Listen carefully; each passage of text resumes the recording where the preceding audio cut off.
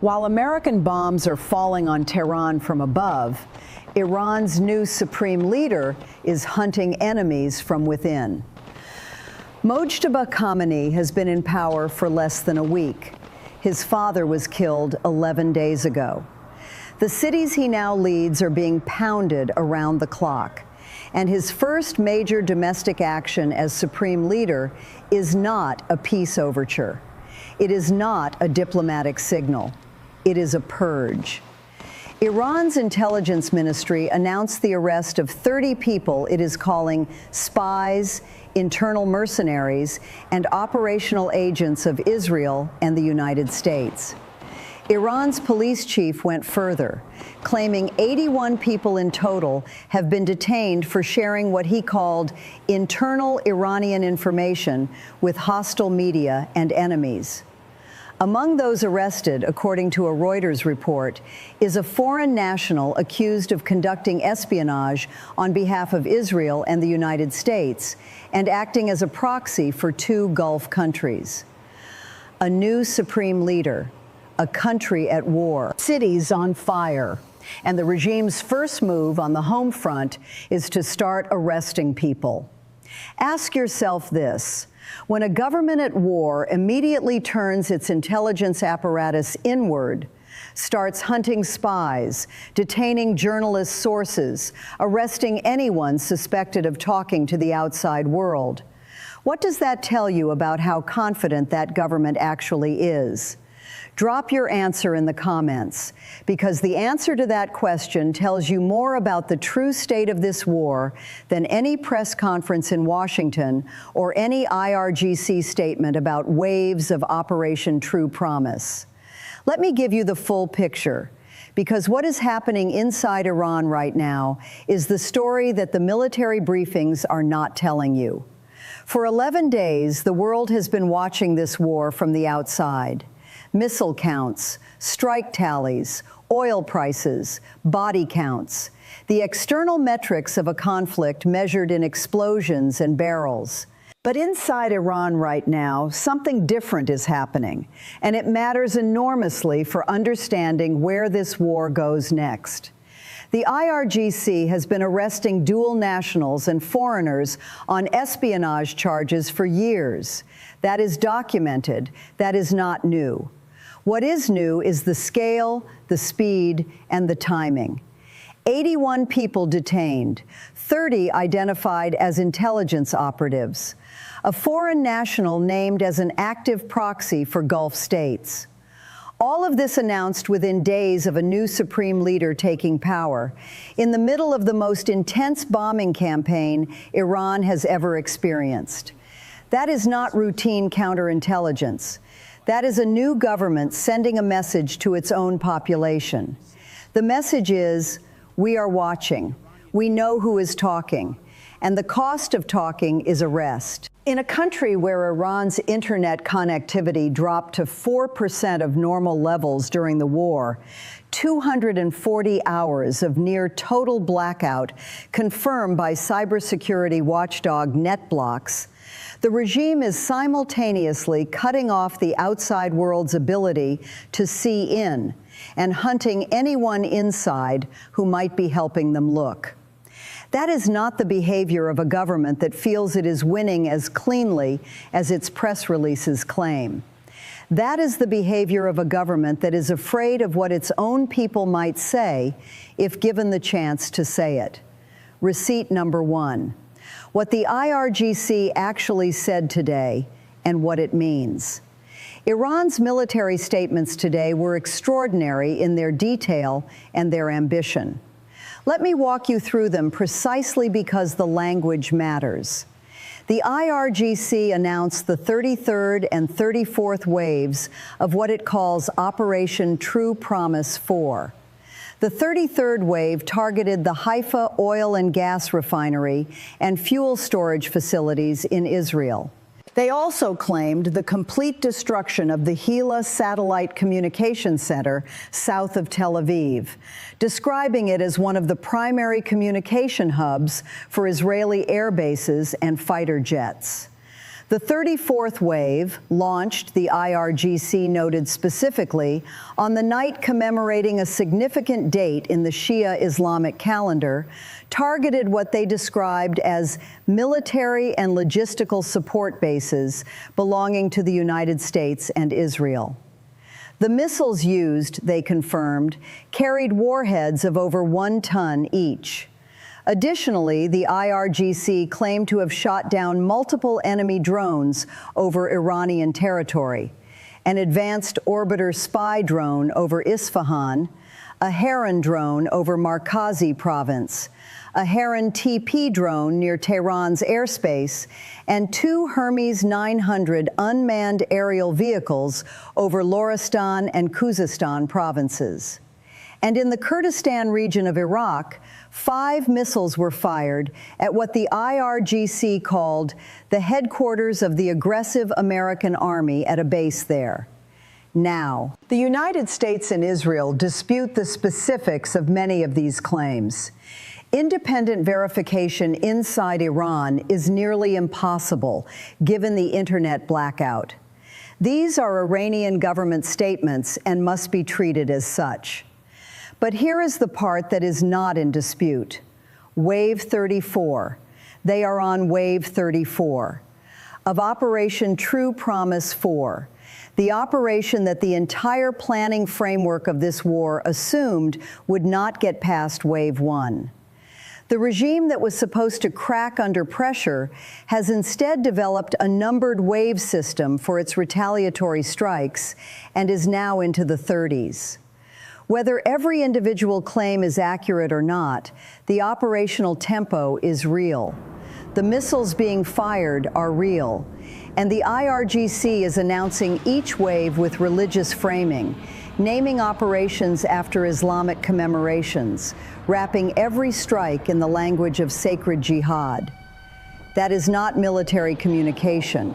That is domestic political messaging. It is the new supreme leader consolidating religious authority and military narrative simultaneously, in the middle of a war, on his first week in power.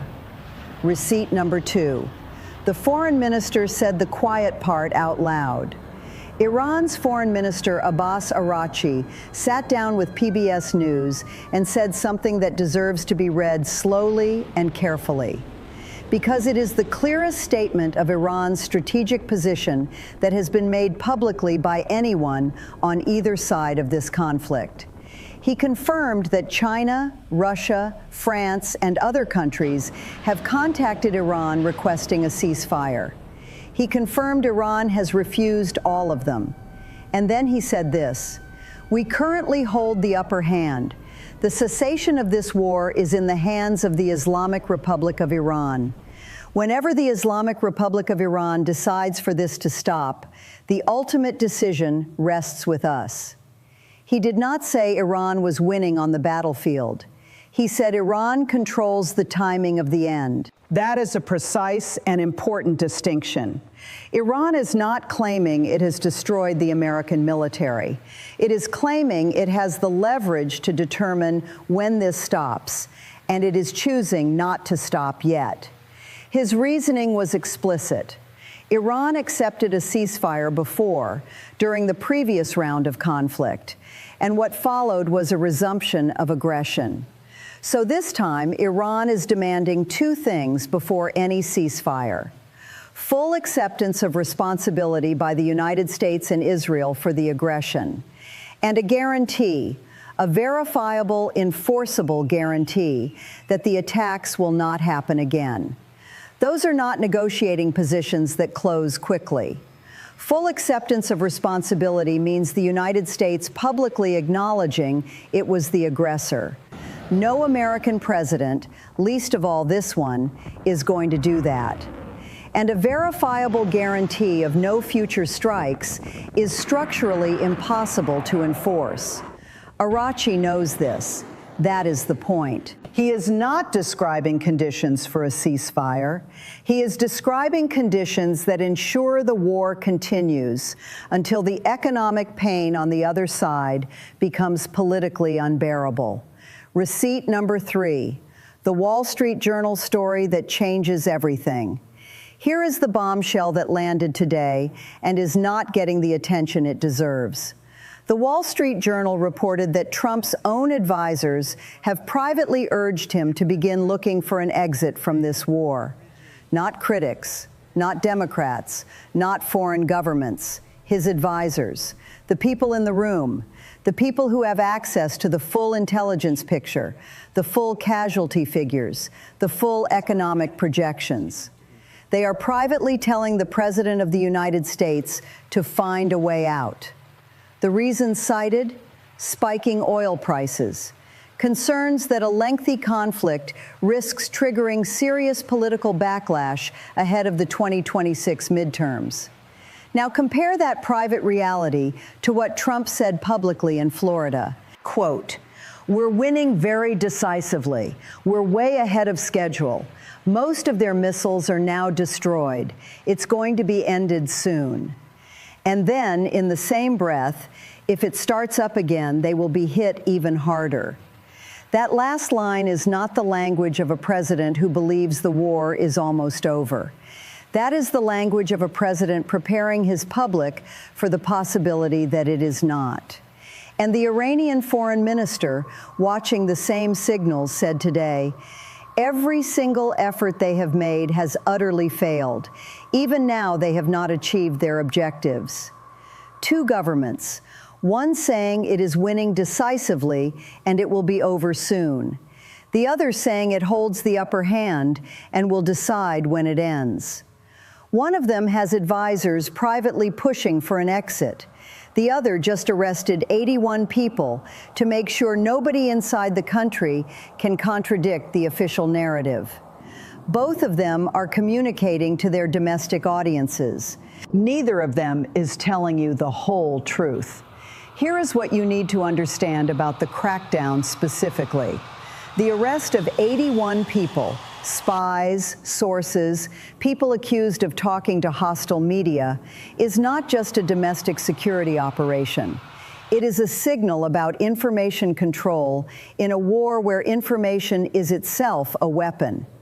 Every journalist who tries to report from inside Iran, every dual national with family connections to the outside world, every ordinary Iranian who picks up a phone to tell a relative abroad what they saw from their window, all of them are now operating in an environment where that conversation could end in detention. The woman who told the Associated Press she watched a residential building get hit from where she was standing, she spoke on condition of anonymity to prevent reprisals. This is why. Because the regime has now made clear in writing with an arrest count that talking to the outside world is treated as espionage. And the foreign national arrested, described as acting as a proxy for two Gulf countries, is a signal to the Gulf states as well. Iran is watching who is helping who. The UAE already publicly ruled out participating in any attacks on Iran from its territory. Bahrain, Kuwait, Saudi Arabia, all of them are navigating an impossible position, hosting American forces while Iranian missiles land in their cities. And now Iran's intelligence service is publicly announcing it is tracking their networks too. This crackdown is Mojtaba Khamenei's first statement about the kind of supreme leader he intends to be. Not a reformer, not an opening, a tightening, a closing of every channel through which information, dissent, or outside contact might travel. That matters for how this war ends, because a diplomatic exit requires communication. It requires back channels. It requires someone on the Iranian side who can speak to someone on the outside without being arrested for it.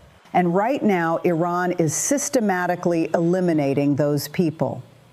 So where does this leave us? On one side, a defense secretary promising the most intense strikes yet. A president telling Florida supporters the war is basically won, while his advisors privately push for an exit. A stock market holding steady while it waits for a signal about when this ends. On the other side, a new supreme leader in his first week consolidating power through arrests and religious military framing. A foreign minister telling the world that Iran will decide when this stops. An IRGC on its 34th wave of strikes. A country with near total internet blackout and 81 people behind bars for talking. Neither side is close to an exit. Neither side can publicly admit it needs one. And the population trapped between them, in Tehran's rubble, in Lebanon's displacement camps, in Bahrain's residential buildings where sirens sound before dawn, has no vote in any of it. Here is the question I want you to take away from this video. When a new leader's first act in the middle of a war is to arrest 81 of his own people, is that a government projecting strength? Or is that a government that knows something about its own internal fragility that it does not want the world to see? Drop your answer in the comments. I read every single one. And subscribe now, because this story, the internal crackdown, the spy arrests, the ceasefire refusals, the exit pressure on Trump, is moving faster than any single outlet can track alone. You need to be here when the next piece drops.